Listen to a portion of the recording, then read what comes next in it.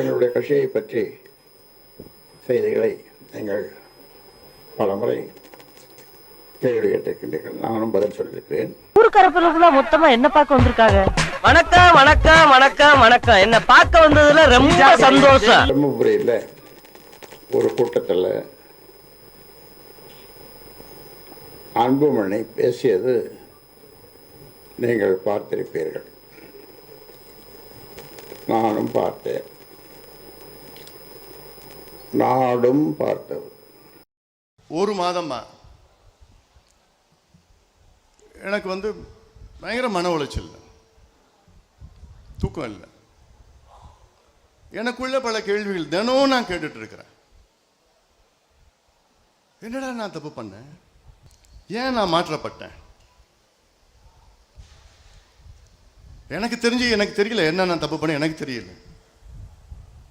ஒரு மாசமா ரொம்ப மன உளைச்சல் நான் இருக்கிறேன். என்னுடைய நோக்கம், என்னுடைய லட்சியம், என்னுடைய கனவு எல்லாமே ஐயாவுடைய கனவு, ஐயாவுடைய லட்சியத்தை நிறைவேற்றுவதுதான் என்னுடைய கனவு. வேற என்ன இருக்க போகுது?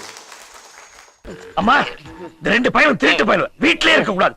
முழுக்க முழுக்க மக்களையும் கட்சிக்காரர்களையும் திசை திருப்பும் முயற்சியாகும்.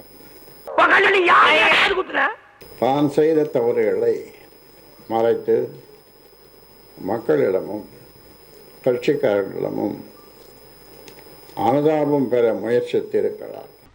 My father kept marry. I am gentleman. அன்புமணியை 35 வயதில் என்னுடைய சத்தியத்தையும் மீறி 35 வயதில் மத்திய கேபினட் அமைச்சராக்கி நான் தான் தவறு செய்து விட்டேன். நெருப்புல சுட்டா ஆறிடும், வெறுப்புல திட்டினா ஆறாதுன்னு ஒரு காலத்துல கண்ணதாசனே சொல்லியிருக்காரு. பாச அன்புமணி தான் தவறு செய்தவர். தவறான ஆட்டத்தை துவக்கி முதலில் அடித்து ஆட ஆரம்பித்தது அன்புமணி தான். இந்த ஆக்ட் கொடுக்கிற வேலையெல்லாம் என்கிட்ட வச்சுக்காதடா. நீ யாருன்னு எனக்கு தெரியும், நான் யாருன்னு உனக்கு தெரியும், நம்ம ரெண்டு பேர் யாருங்கிறது இந்த ஊருக்கே தெரியும். உன்னை அன்புமணி இன்னும் பக்குவப்படவில்லையே என்று பெரிதும் வருந்தினார்கள். டே தகப்பா, இது நியாயமா? உனக்கு அடுக்குமாடா? கடந்த 45 ஆண்டுகளாக இந்த இயக்கத்தை சங்கம் கட்சி அண்ணா சொன்னது போல கடமை, கண்ணியம், கட்டுப்பாடு நடத்தி வந்தேன். அதற்கு ஒரு களங்கத்தை அன்புமணி ஏற்படுத்தி விட்டார். எது வந்தாலும் வீட்டுல வச்சு பேசுங்க. இப்படி நடு ரோட்ல வச்சு அசிங்கப்பட்டாங்க. இப்படி ரோட்ல வச்சு பேசாதாண்டா உங்க லட்சணம் என்ன நாள் பேருக்கு புரியும்.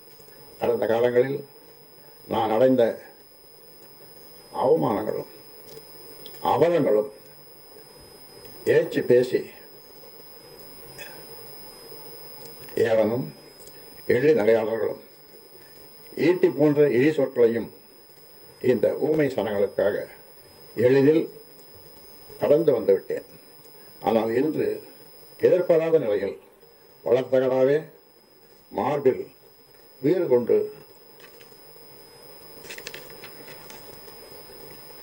இடித்ததில் நான் நிலை குறைந்து போய்விட்டேன்.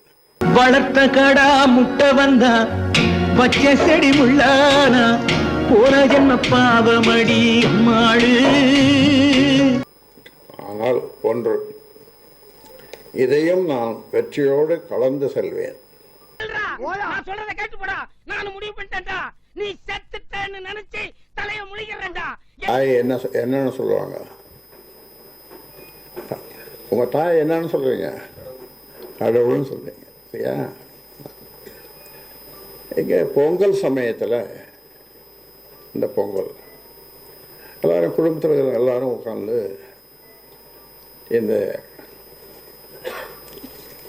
முகுந்தன் சமாச்சாரத்தை பேசினாங்க. எல்லாரும் பேசும்போது அம்மா ஏதோ சொன்னாங்க, ஏன்பா உன் 2வது மகளை போட்டிருந்தா நீ சும்மா இருப்பியா? அது பேசாமல் தானே இருந்திருப்பேன் அந்த பொறுப்புக்கு அப்படின்னு சொன்னது தான். அங்கே உட்காந்துன்னு பாட்டிலை தூக்கி அம்மா மேலே அடித்தான். நல்ல வேளை அவங்க மேலே படலை, செவுத்தில் பட்டுது. டே புறம்போக்கு, நீ அவங்களுக்கு ஒரு நல்ல புள்ள இல்லைங்கிறது எனக்கு எப்பவும் தெரியும். ஆனா நீ ஒரு மனுஷனே இல்லைங்கிறது இப்ப தெரிஞ்சுக்கிட்டேன். பெத்த தாய்டாடே, இத பாரு, உனக்கு ஒரு நாள் வயசாகும், உனக்கு சாவு வரும், உனக்கு பிள்ளைங்க இருக்காங்க, மறந்துடாத.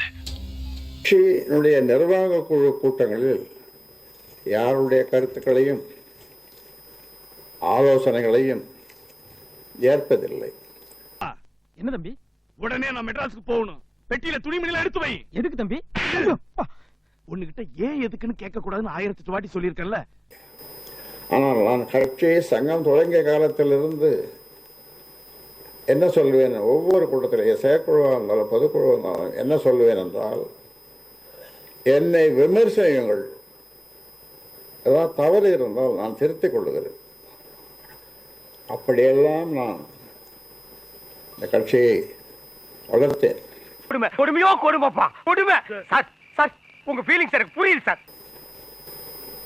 அந்த கூட்டத்தில் உனக்கு தலைமை பண்பு கொஞ்சம் கூட இல்லை. என்ன பண்பு?